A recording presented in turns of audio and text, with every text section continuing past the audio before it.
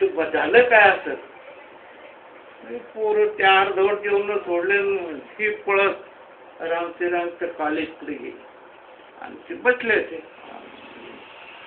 बसल्यावर म्हणजे पळत काऊन आले.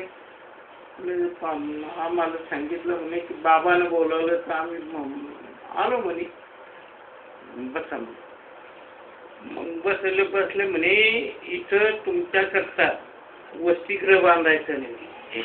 म्हणजे आता कवेलीचं असते शेतकीच्या बाजूच त्या ठिकाणी इथं तुमच्याकरता वसतिगृहाची इमारत बांधायची.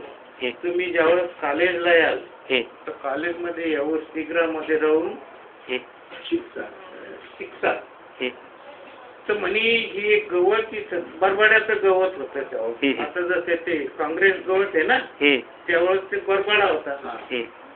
तर त्या बरबड्याचे हे गवत मला काढून द्या म्हणे. बरोबर.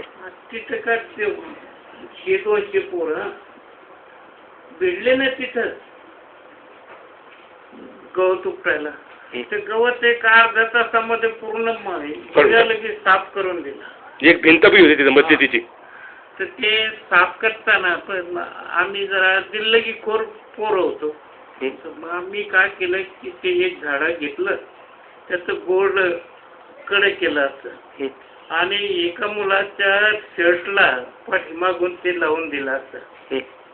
ते शर्ट शेपटासारखं झालं आणि लावून दिलं ना पोरायला उपटायला 2-3 पोराला दाखवून दिलं रिक्षे फूट लावून गेलं. म्हणजे पोर हसणं बिन काम बी आणि ते पाहिलं बाबाने. ते कधी न हसणारे आमच्या समोर त्यावेळेस ते उपटतं असं खाली पाहिलं होतं पाठीमाग की बाबा हसले आणि मी पुन्हा पाहायला लागलो तर मग मला मग इकडे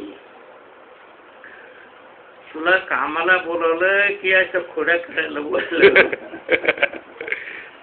माझा असा कान धरला होता. तर कान धरताना घाम फुटला होता मला. आता ते काय करते करू ते मग दुसऱ्या दिवशी मग गवत उपटणं झाल्यावर बसवलं आणि मग दुसऱ्या दिवशी आम्हाला जिलेबी खायला बोलवलं. बरोबर.